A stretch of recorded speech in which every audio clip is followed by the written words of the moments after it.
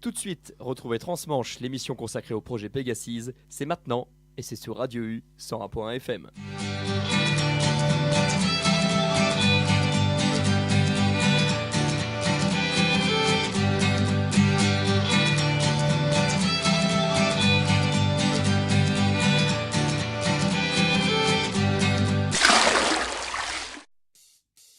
Les gestionnaires des espaces maritimes font face à des problématiques complexes en Manche. Chaque prise de décision nécessite de tenir compte d'une multitude d'activités humaines qui exercent des pressions sur les écosystèmes, mais représentent aussi des enjeux économiques importants.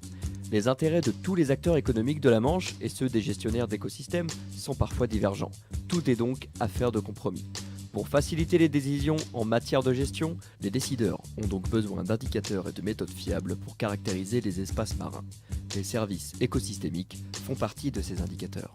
On en parle tout de suite dans Transmanche sur Radio U 101.1 FM. Radio U s'écoute aussi la nuit tout nu. Bonjour et bienvenue dans cette 6e émission Transmanche consacrée au projet Pegasus, regroupement de projets franco-anglais dont les équipes unissent leurs efforts et leurs connaissances pour une meilleure gestion de l'espace Manche. Je suis toujours accompagné de l'incroyable Charlotte. Bonjour Charlotte. Bonjour Alain. Alors comme on le disait dans l'introduction, on va parler aujourd'hui des services écosystémiques. Les services écosystémiques donc font partie des indicateurs qui sont devenus incontournables dans les politiques de gestion environnementale. Mais leur intérêt, leur champ d'application et leurs limites suscitent aussi beaucoup de débats. Alors un service écosystémique, qu'est-ce que c'est au juste ? Eh bien justement Alain, nous allons voir ça de plus près.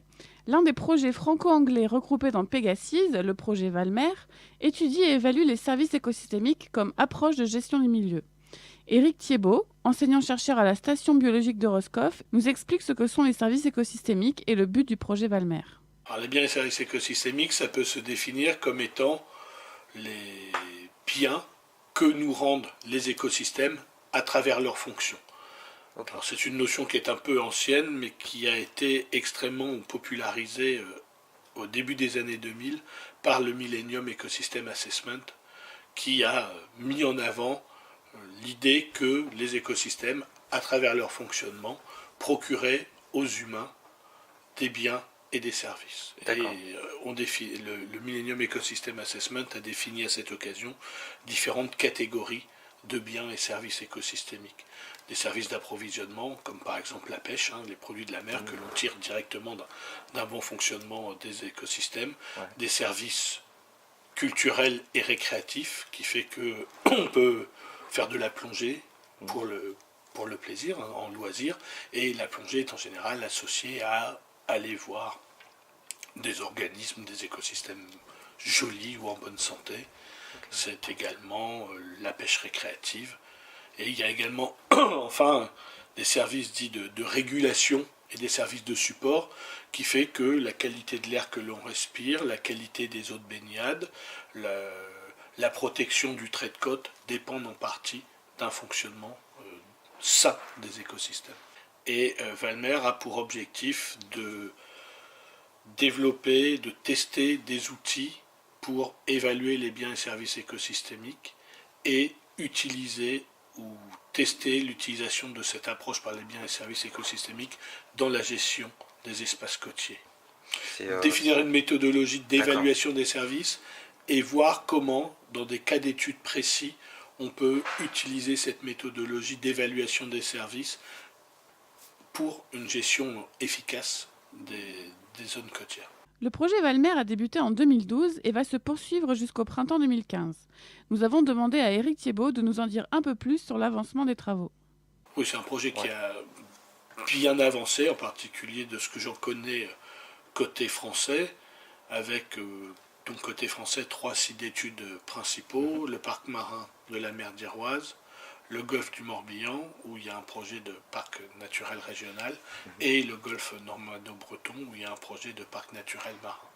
Et donc là, on va rentrer dans une phase de valorisation sous forme de publication scientifique des travaux entrepris depuis 2 ans et demi. Il y a des premiers papiers qui ont été soumis, et puis il y a eu également beaucoup de communication à travers un site web, à travers des workshops organisés avec les acteurs locaux avec les décideurs.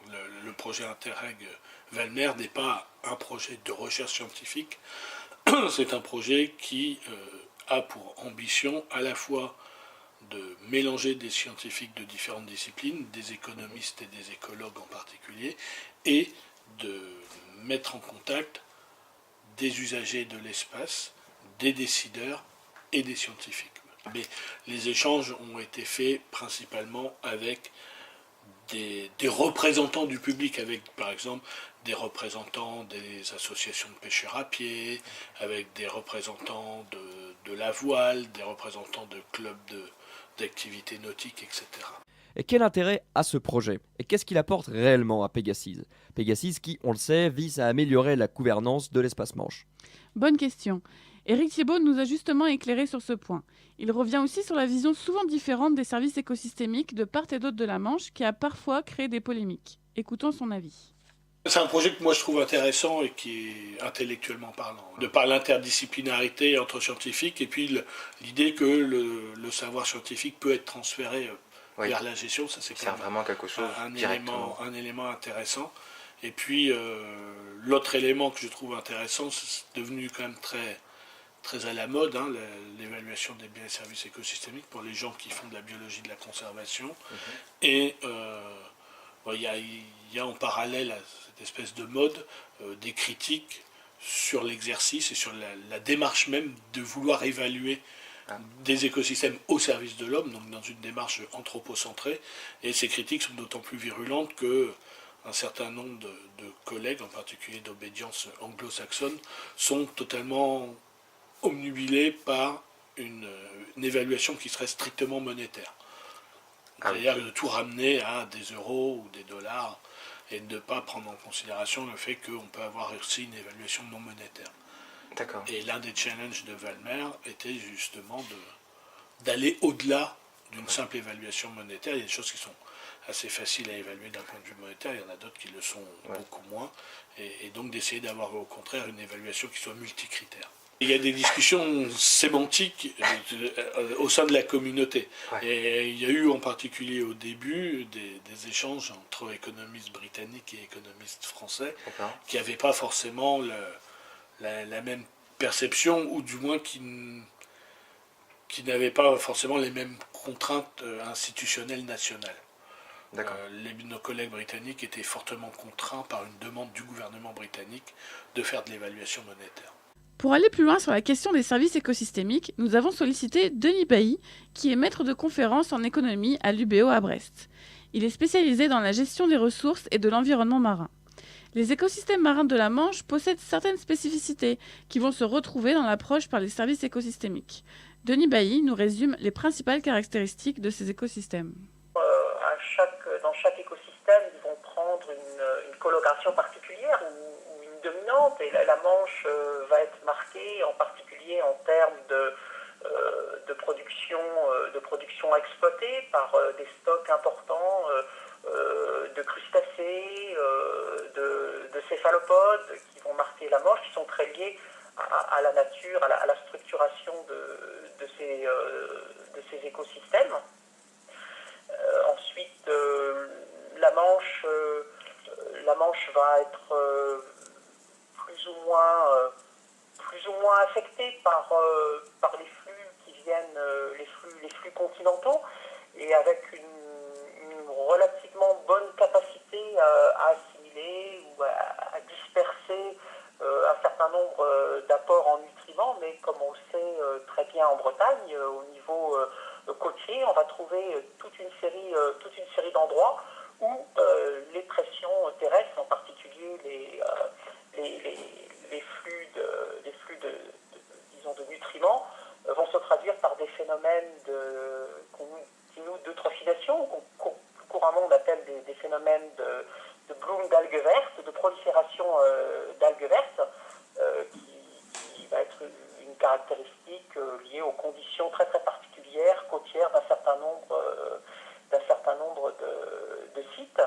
Et puis on va trouver en Manche parmi les plus grands champs de laminaires, de ces grandes algues brunes que l'on que l'on peut trouver sur le littoral atlantique, qui vont être une particularité, qui vont faire à la fois que c'est la zone qui a la deuxième zone de production de ces algues à vocation commerciale dans toute l'Europe, et puis en même temps des écosystèmes qui ont un rôle très très important à la fois pour la biodiversité, mais aussi pour la protection du littoral. Le projet Valmer a permis de mettre en place un test à grande échelle de l'application de l'approche par les services écosystémiques dans l'étude et la gestion des espaces marins. 6 zones ont été choisies comme sites pilotes du projet pour appliquer et évaluer ces services. Et comment on sélectionne les sites pilotes, par exemple dans le projet Valmer? On imagine que le choix des sites est crucial pour évaluer correctement l'intérêt des services écosystémiques dans la gestion des milieux. Oui, tout à fait. Alors Philippe Lenilio, qui est directeur adjoint du parc marin d'Iroise, nous parle de son expérience de gestionnaire. Il nous explique pourquoi le parc marin a été choisi parmi les sites pilotes de Valmer. Il y a 3 sites français, donc nous on fait partie d'un site le long de la Manche, puisqu'il y a la Manche et le golfe de Gascogne, puisqu'il y a le golfe du Morbihan, l'Iroise et le golfe normand-breton. Alors dans cette approche du projet Valmer, ce qui est intéressant, c'est que les différents sites sont complémentaires, avec des habitats différents, des services écosystémiques différents. Et quand on raboute l'ensemble des sites, eh bien on couvre un panel extrêmement riche de services écosystémiques qu'on rencontre et qui sont importants dans l'environnement côtier.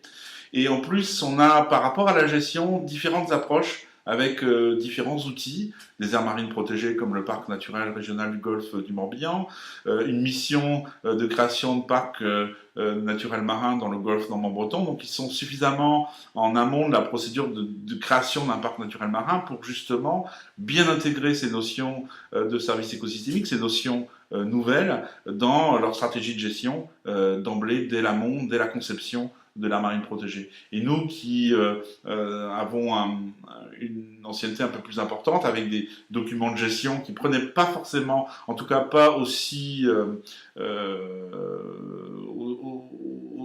clairement en compte les services écosystémiques. Encore une fois, on les utilisait, mais on ne les nommait pas comme ça. Donc ça nous permet là de modifier notre gestion, d'anticiper sur nos futurs documents de programmation, pour pouvoir vraiment là avoir une démarche de conservation de l'ensemble des services écosystémiques et de développer cette approche. Et les collègues anglais ont 3 sites eux aussi, avec donc des situations encore une fois différentes. Alors l'intérêt à ceci d'intéressant, c'est que quand on confronte l'ensemble, on a une approche qui est quand même extrêmement riche. L'approche par les services écosystémiques est récente. Philippe Lenilio nous raconte comment le parc a intégré cette approche dans ses pratiques de gestion.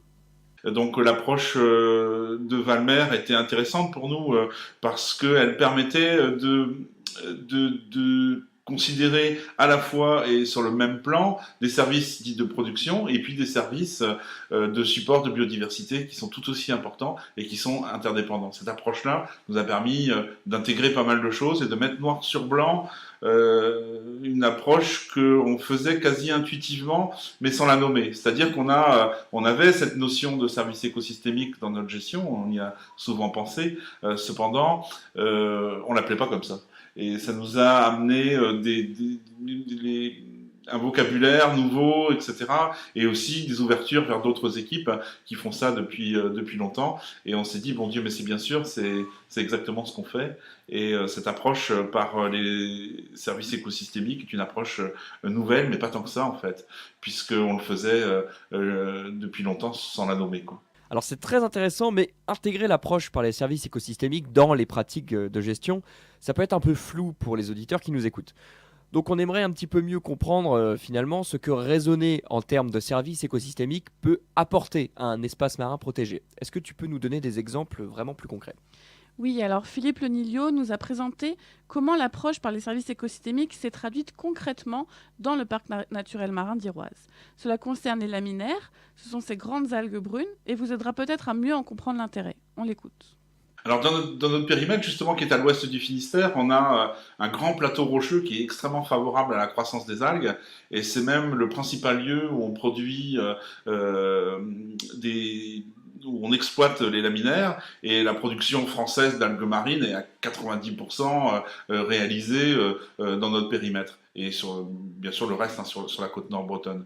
Pour nous, c'est essentiellement 2 espèces qui sont exploitées. La Minaria digitata, qui est une espèce qui est exploitée de façon mécanisée depuis une quarantaine d'années maintenant, et depuis peu, les pêcheurs, les goémoniers s'intéressent à une autre ressource qui est la Minaria hyperborea, qui est une ceinture d'algues qui a une particularité, elle vit plus profond, mais surtout elle représente une ressource bien plus importante en termes de biomasse.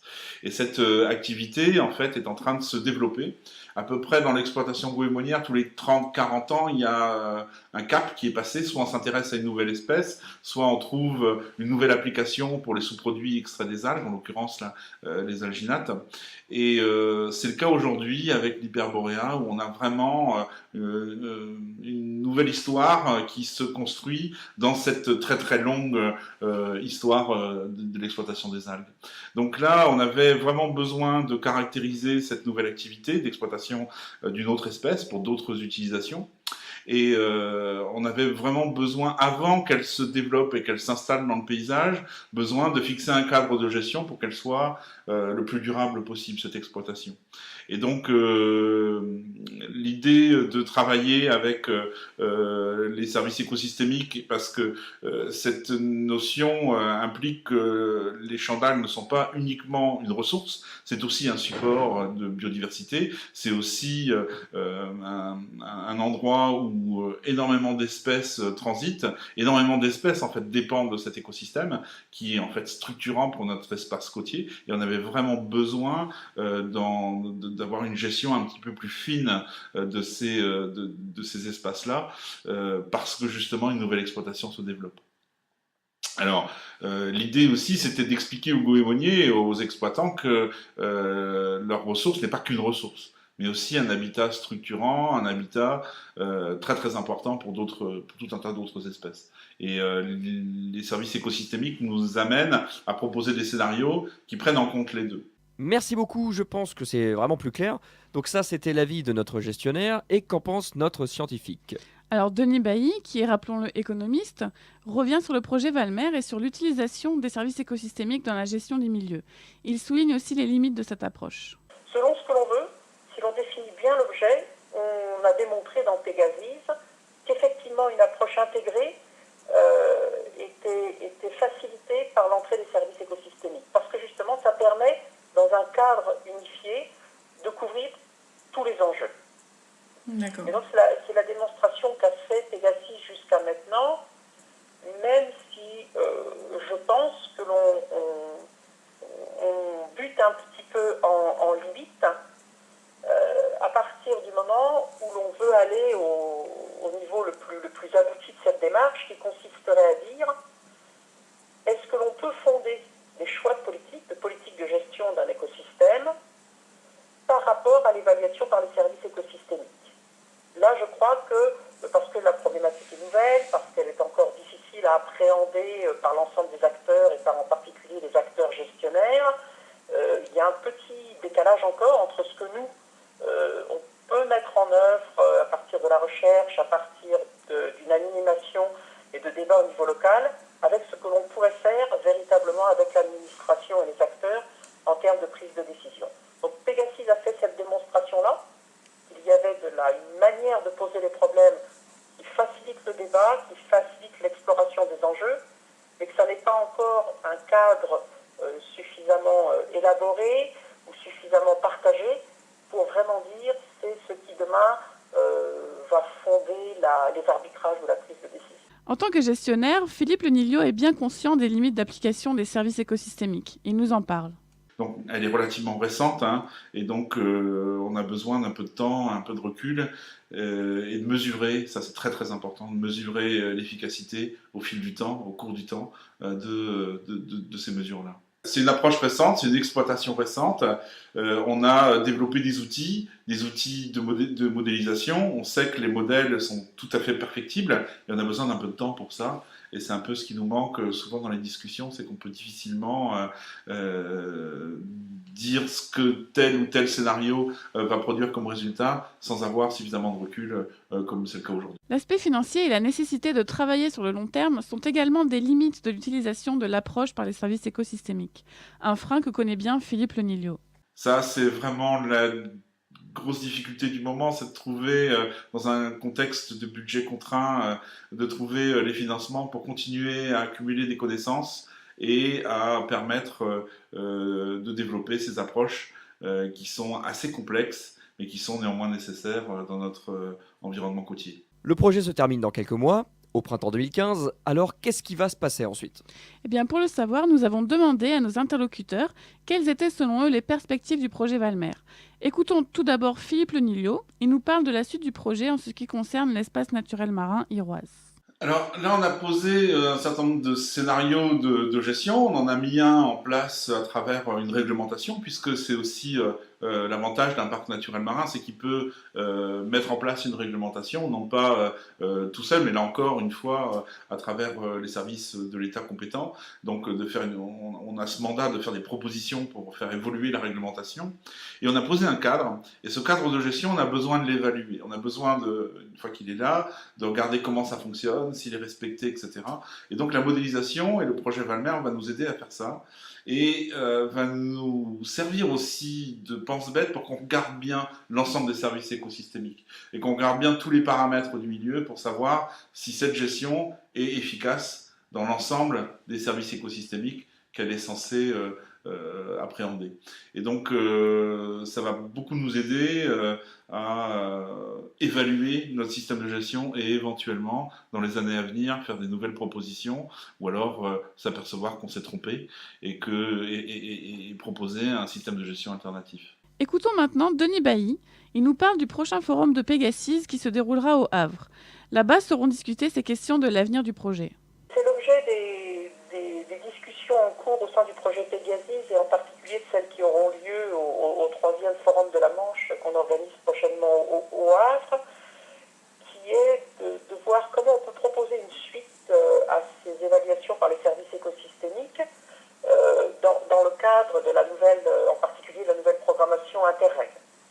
Alors c'est vrai que nous, du coup, on est prêts à monter des projets et en particulier on aimerait pouvoir faire la démonstration de l'utilité de cette approche-là pour une approche plus régionale, c'est-à-dire vraiment à l'échelle de la Manche, en gestion, en approche internationale, et en particulier pour la mise en œuvre de la directive cadre pour stratégie pour le milieu marin, ou de la nouvelle directive cadre sur la planification des espaces maritimes.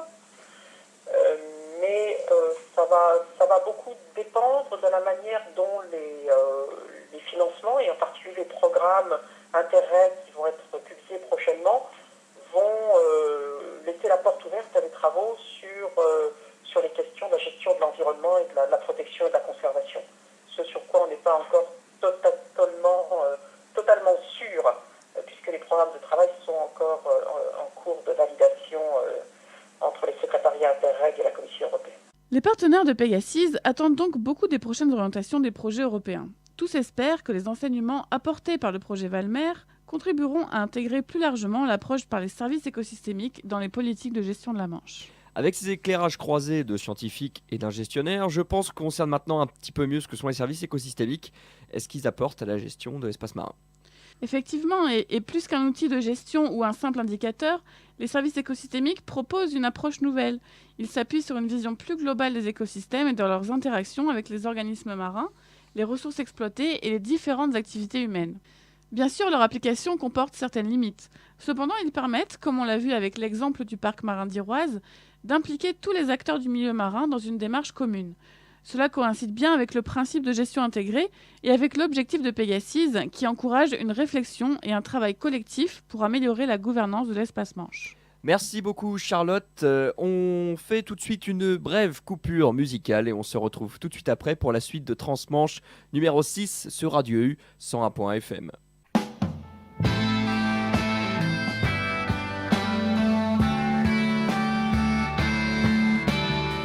Almost Cut My Hair, Crosby, Stills, Nash & Young. A tout de suite.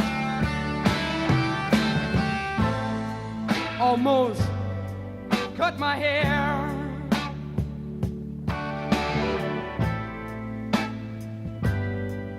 It happened just the other day. It's getting kind of long. said it wasn't my way. But I didn't, and I wonder why. I feel like letting my freak flag fly. Yes, I feel like I owe it to someone.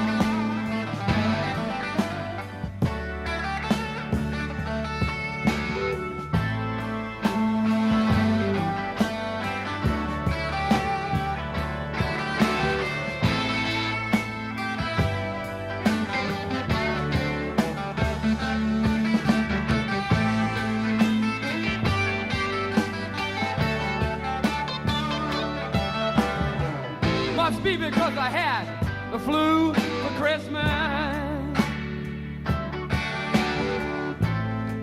And I'm not feeling up to bar. It increases my paranoia. Like looking at my mirror and seeing a police car. But I'm not giving in an inch to feel. 'Cause I promised myself this year. I feel like I owe it to someone.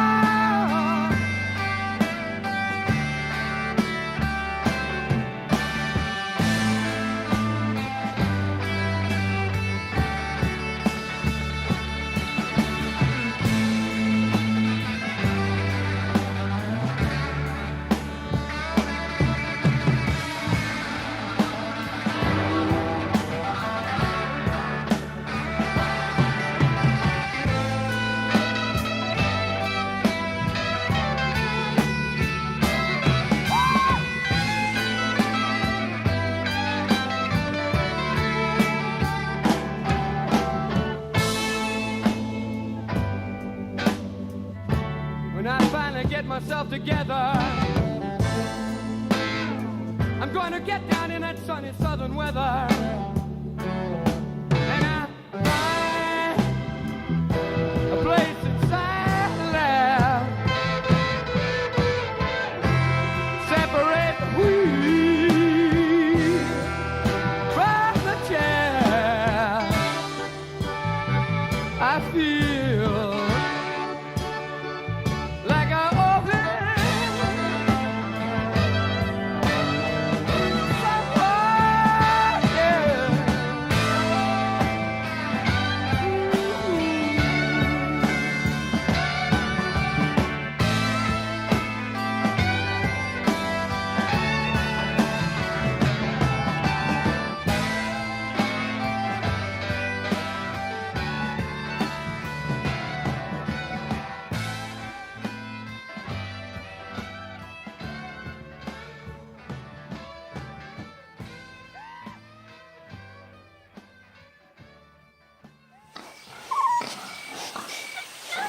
Radio U, c'est aussi la radio des animaux. De retour sur Radio U dans l'émission Transmanche. Nous approchons de la fin de l'émission, mais avant de nous quitter, il est temps de passer à la chronique Portrait où nous vous invitons à découvrir le métier et le parcours d'un participant au projet Pegasus. Ainsi donc, nous avons une pensée particulière pour les étudiants qui nous écoutent et qui peut-être s'interrogent sur leur orientation. Dans le cadre des émissions Transmanche, nous avons donc souvent parlé de l'un des partenaires du projet Pegasus, l'Agence des aires marines protégées. Charlotte, tu as rencontré une personne de cette agence. Oui, nous avons interviewé Christophe Holler. Il est responsable de l'antenne Manche-Mer du Nord de l'Agence des aires marines protégées. Christophe Holler est bien sûr chargé de la gestion des espaces marins protégés, mais il coordonne également tout un éventail de missions.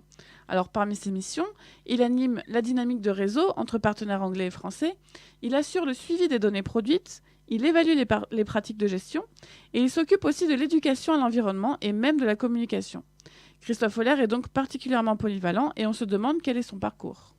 À l'origine, je suis géographe. Donc j'ai fait une thèse en biogéographie animale, donc un géographe un petit peu particulier qui travaillait plutôt sur la géographie physique plutôt que la géographie humaine, et encore plus particulier parce que travaillait sur la biogéographie animale. Et donc j'ai étudié dans ma thèse la répartition des oiseaux en milieu marin, de 2 espèces d'oiseaux, et leur relation avec l'écosystème marin et les activités humaines en mer. Donc ça, c'était en 97. Par la suite, j'ai travaillé à la réserve naturelle de l'estuaire de la Seine, en tant que, dans un premier temps, chargé de mission pour la conservation des oiseaux, de la vie faune. Et puis, dans un deuxième temps, en tant que responsable d'un observatoire qu'on a monté sur l'estuaire de la Seine suite à des contentieux européens par rapport aux directives européennes concernant la conservation des oiseaux. Et donc, j'étais là pour mener un programme de suivi et de recherche sur la connaissance et le suivi des espèces d'oiseaux sur l'estuaire de la Seine, et toujours de mesurer l'impact des activités humaines sur ces populations d'oiseaux, et de travailler aussi sur une gestion de la réserve naturelle en faveur de la vie faune. J'ai fait ça jusqu'en 2010, alors je l'ai fait pendant 10 ans.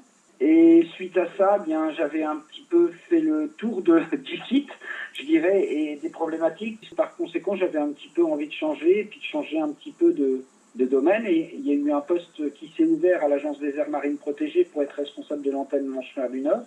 Là, ça me faisait particulièrement plaisir, puisque je retournais à mes sources, qui étaient plutôt le milieu marin.